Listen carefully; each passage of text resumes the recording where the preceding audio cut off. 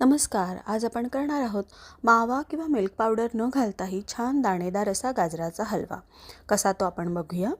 मी इथे गाजरं स्वच्छ धुवून त्याला सोलून घेतले. त्याला आपण किसणीवर किसून घेऊया. तुम्ही फूड प्रोसेसरवर केलं तर ही 2 मिनिटात अगदी होऊन जातं. इथे सगळी गाजरं किसून झाली आहेत. ही साधारण 800 ग्रॅम एवढी गाजरं आहेत. तो कढईमध्ये मी तूप घेतलं 1 चमचाभर आणि त्यावर आपल्याला ही छान परतून घ्यायची आहेत. तुपावर छान 3 ते 4 मिनटं याला परतून झालं की 2 मिनटासाठी वाफवून घेऊया. मी इथे दूधही गरम करायला ठेवलं आहे. साधारण आपली 800 ग्रॅम गाजरं आहेत म्हणून मी पाऊण लिटर फुल फॅक्ट मिल्क घेतलं आहे. फुल फॅक्टच घ्यायचं म्हणजे हे जे दाणेदार ह्याचं जे टेक्स्चर येणार आहे ना त्याने खूप छान येतं. दुधात जी साई येते ते साई सकट मी यामध्ये ॲड केलं आहे. 1 किलो गाजरं असतील ना तर पूर्ण 1 लिटर लागतं, पण हे आपली कमी आहेत ना म्हणून मी थोडं कमी घेतलं आहे दूध.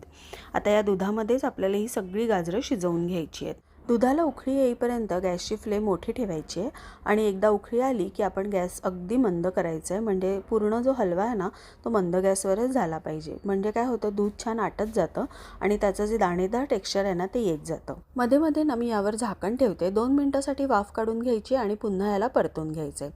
त्यामुळे काय होतं, गाजर शिजण्यासाठी मदत होते. आता बघा आपलं जे हलवा आहे ना तो थोडा थोडा दाटसर होत चालला आहे.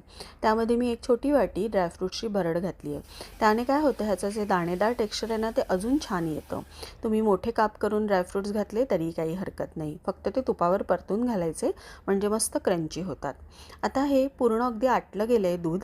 त्यामध्ये मी अर्धी वाटी साखर घातली आहे. साधारण 100 ग्रॅम एवढी साखर आहे आणि तूपही सुटलं आहे म्हणजे आपला हलवा तयार आहे. मी अजून याला जास्त आटवणार नाही आहे, कारण जसजसा हा थंड होत जातो ना तसा हा अजून दाटसर होत जातो. साखरेचं प्रमाण तुम्ही तुमच्या आवडीप्रमाणे कमी किंवा जास्त करू शकता.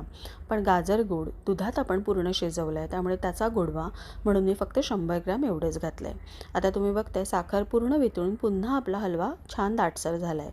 त्यामध्ये 1 चमचा वेलची पूड घालून गॅस बंद करूया आणि सर्व करून घेऊया. तुम्ही बघताय मावा मिल्क पावडर काहीही न घालताही छान दाणेदार असा आपला हलवा तयार झाला आहे. नक्की करून बघा आणि कसा झाला तो मला कमेंटमध्ये नक्की सांगा. व्हिडिओ बघितल्याबद्दल धन्यवाद.